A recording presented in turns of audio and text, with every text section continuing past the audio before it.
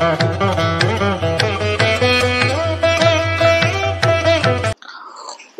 ಗಂ ಗಣಪತೆ ನಮಃ ರಾಜರಾಜೇಶ್ವರಿಯೇ ನಮಃ ರಕ್ತೇಶ್ವರಿಯೇ ನಮಃ ಉತ್ತಿಷ್ಟ ಗಣಪತಿಯೇ ನಮಃ. ಸಮಸ್ತ ವೀಕ್ಷಕ ಬಂಧುಗಳಿಗೆ ಪಂಡಿತ್ ಪರಿಮಳಾಚಾರ್ಯ ಗುರುಜಿ ಮಾಡುವ ನಮಸ್ಕಾರಗಳು. ವೀಕ್ಷಕರೇ, ಜ್ಯೋತಿಷ್ಯ ಜ್ಞಾನ ವಿದ್ಯಾರಹಸ್ಯದ ಅಫಿಷಿಯಲ್ ಯೂಟ್ಯೂಬ್ ಚಾನೆಲ್ಗೆ ಎಲ್ಲರಿಗೂ ಸುಸ್ವಾಗತ. ಕಂಕಣ ಭಾಗ್ಯ ಕೂಡದೇ ಇರೋರು ಈ ವಿಡಿಯೋನ ಮುಖ್ಯವಾಗಿ ನೋಡ್ಬೇಕಾಗ. ನನಗೆ ಎಷ್ಟೋ ಕರೆಗಳು ಬರ್ತಾ ಇರ್ತವೆ. 35 ವರ್ಷ ಆಗಿರುತ್ತೆ, 40 ವರ್ಷ ಆಗಿರುತ್ತೆ, 45 ವರ್ಷನೂ ದಾಟಿದ್ರು ಸಹ ನನಗೆ ಮದುವೆ ಆಗ್ತಾ ಇಲ್ಲ, ಕಂಕಣ ಭಾಗ್ಯ ಕೂಡ್ತಾ ಇಲ್ಲ. ಗಂಡಾಗ್ಲಿ ಹೆಣ್ಣಾಗ್ಲಿ ಇವರೆಲ್ಲ ಫೋನ್ ಮಾಡಿ ನನ್ನ ಪ್ರಶ್ನೆಗಳು ಕೇಳ್ತಾರೆ ವೀಕ್ಷಕರೇ. ಅಂತವ್ರು ಮುಖ್ಯವಾಗಿ ಈ ವಿಡಿಯೋನು ನೋಡ್ಲೇಬೇಕು. ನೋಡಿ ವೀಕ್ಷಕರೇ, ನನಗೆ ಎಷ್ಟೋ ಕರೆಗಳು ಬರ್ತವೆ, ಎಷ್ಟೋ ಜನ ನೇರವಾಗಿ ಭೇಟಿ ಆಗ್ತಾರೆ.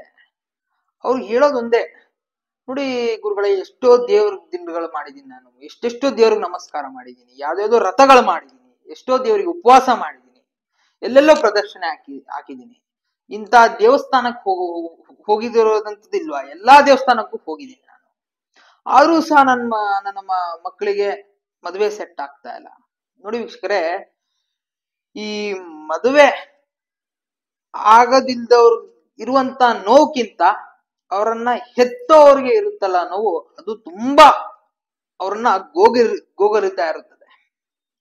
ತುಂಬಾ ಕಷ್ಟ ಪಡ್ತಾ ಇರ್ತಾರೆ, ಕಣ್ಣೀರ್ ಹಾಕ್ತಾ ಬೇಕಿದ್ರೆ ಕಣ್ಣೀರಲ್ಲೇ ಹಾಕ್ತಾ ನನಗೆ ಹೇಳ್ತಾ ಇರ್ತಾರೆ, ಏನು ವೀಕ್ಷಕ, ಏನು ಗುರುಗಳೇ, ಇನ್ನಾದ್ರೂ ನನ್ನ ಮಗನಲ್ಲಿ ಮಗಳಲ್ಲಿ ಭಾಗ್ಯ ಇದೆಯೋ ಇಲ್ವೋ ಅದು ಅಂತಾನು ಕೇಳಿದ್ದು ಪ್ರಶ್ನೆಗಳು ಉಂಟು. ಎಷ್ಟೇ ಮಾಡಿದ್ರು, ಏನೇ ಪ್ರಯತ್ನ ಮಾಡಿದ್ರು ಆಗೋದಿಲ್ಲ. ಗಂಡು ಒಪ್ಪಿದ್ರೆ ಹೆಣ್ಣು ಒಪ್ಪಲ್ಲ, ಹೆಣ್ಣು ಒಪ್ಪಿದ್ರೆ ಗಂಡು ಒಪ್ಪೋದಿಲ್ಲ. ಹೆಣ್ಣು ಗಂಡು ಒಪ್ಪಿದ್ರೆ ಅವರಲ್ಲಿರುವಂತ ಒಂದು ಜಾತಕ ಸರಿ ಇರೋದಿಲ್ಲ. ಹಾಗೂ ಹೋಗ್ಲಿ, ಜಾತಕನೂ ಸರಿ ಇದ್ರು ಸಹ, ಎಲ್ಲಾರು ಒಪ್ಪಿದ್ರು ಸಹ ಒಂದು ಮೂರನೇ ವ್ಯಕ್ತಿಯಿಂದ ಸಂಬಂಧ ಮುರಿದೋಗೋ ಚಾನ್ಸಸ್ ತುಂಬಾ ಇರುತ್ತೆ. ಈ ರೀತಿ ಕೆಲವೊಂದು ಅವರಲ್ಲಿ ವಿಘ್ನಗಳಾಗ್ಲಿ, ಅವರಲ್ಲಿ ಒಂದು ಇದಾಗ್ಲಿ ಆಗ್ತಾನೆ ಇರುತ್ತೆ. ಯಾವುದೇ ಕಾರಣಕ್ಕೂ ಮದ್ವೆ ಆಗ್ತಿರೋದ್ರ ಸಮಯ ಅಂತೂ ಮೀರ್ತಾನೆ ಇರುತ್ತೆ. ಈ ಒಂದು ಸಮಸ್ಯೆ ಇದ್ದವ್ರಿಗೆ ಮೇನ್ ಆಗಿ ನಾನು ಹೇಳೋವಂತ ಒಂದು ಪೂಜಾ ಪದ್ಧತಿ, ಪೂಜಾ ನಿಯಮವನ್ನು ಪಾಲಿಸಿ. ಇದು ಮಾಡಿದ್ದೇ ಆದ್ರೆ 101% ರಿಸಲ್ಟ್ ಸಿಕ್ಕೇ ಸಿಗುತ್ತೆ ವೀಕ್ಷಕರೇ. ಅದು ಏನು ಅಂತ ಹೇಳಿದ್ರೆ, ಗಣಪತಿ ದೇವಸ್ಥಾನಕ್ಕೆ ಹೋಗಬೇಕು, ಹೋಗಿ 21 ಪ್ರದಕ್ಷಿಣೆ ಹಾಕ್ಬೇಕು.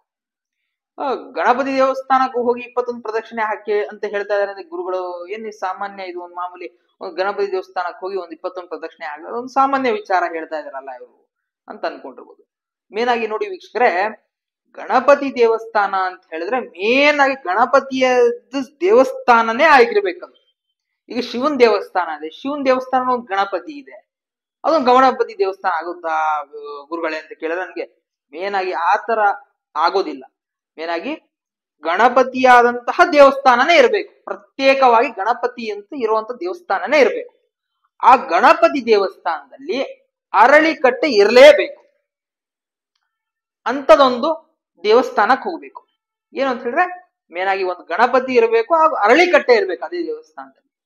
ಆ ರೀತಿ ಇರುವಂತಹ ದೇವಸ್ಥಾನಕ್ಕೆ ನೀವು ಹೋಗಿ 21 ದಿವಸ ಬೆಳಗಿನ ಜಾವ 6 ಗಂಟೆಗೆ ತಲೆಯಿಂದ ಸ್ವಲ್ಪ ಮಡಿ ಮಾಡಿ, ತಲೆಯಿಂದ ಸ್ವಲ್ಪ ಸ್ನಾನ ಮಾಡಿಕೊಂಡು, ಸ್ನಾನ ಮಾಡೋಕ್ಕಿಂತ ಮುಂಚೆ ಆ ಸ್ನಾನ ಮಾಡುವಂತಹ ನೀರದಲ್ಲಿ ಅಥವಾ ಜಳದಲ್ಲಿ ಸ್ನಾನ ಮಾಡುವಂತ ಒಂದು ಇದ್ರಲ್ಲಿ ಸ್ವಲ್ಪ ಒಂದು ಚಿಟಿಕೆಯಷ್ಟು ಅರಶಿನ ಹಾಗೂ ಒಂದ್ ಸ್ವಲ್ಪ ಬೇವಿನ ಸೊಪ್ಪು ಇದನ್ನು ಹಾಕಿ ತಲೆಯಿಂದ ಸ್ನಾನ ಮಾಡಿಕೊಂಡು ಗಣಪತಿ ದೇವಸ್ಥಾನ ಹಾಗೂ ಅರಳಿಕಟ್ಟೆ ಇರುವಂತಹ ದೇವಸ್ಥಾನಕ್ಕೆ ಹೋಗಿ 21 ಪ್ರದಕ್ಷಿಣೆಯನ್ನು ಹಾಕ್ಬೇಕಾಗತ್ತೆ. ಪ್ರದರ್ಶನೆ ಹಾಕಿ, ಇದು ಮಧ್ಯಾಹ್ನ ಮಾಡ್ತೀನಿ ಸಾಯಂಕಾಲ ಮಾಡ್ತೀನಿ ಅಂದ್ರೆ ನಡೆಯುವುದಿಲ್ಲ. ಸೂರ್ಯ ಉದಯಿಸಿ ಮಿನಿಮಮ್ ಏನಿಲ್ಲ ಅಂದ್ರೆ 3 ಗಂಟೆ ಒಳಗ್ ಮಾಡ್ಬೇಕು. ಅಂದ್ರೆ 6 ಗಂಟೆಯಿಂದ 8 ಗಂಟೆ ಒಳಗಡೆ ನೀವು ಮಾಡಿ ಮುಗಿಸಿರ್ಬೇಕಾಗುತ್ತೆ. ಇದೊಂದು ಮಾಡಿ 21 ದಿವಸ ಮಾಡ್ಬೇಕಾಗತ್ತೆ ಬಿಡದಂಗೆ. ಈ ಒಂದು ನೀವೊಂದು ಯಂತ್ರ, ಇದೊಂದು ತಂತ್ರವನ್ನು ನೀವು ಮಾಡಿದ್ರೆ, ಈ ಒಂದು ನಿಯಮವನ್ನು ನೀವು ಮಾಡಿದ್ರೆ 101% ರಿಸಲ್ಟ್ ಸಿಕ್ಕೇ ಸಿಗುತ್ತೆ ವೀಕ್ಷಕರೇ.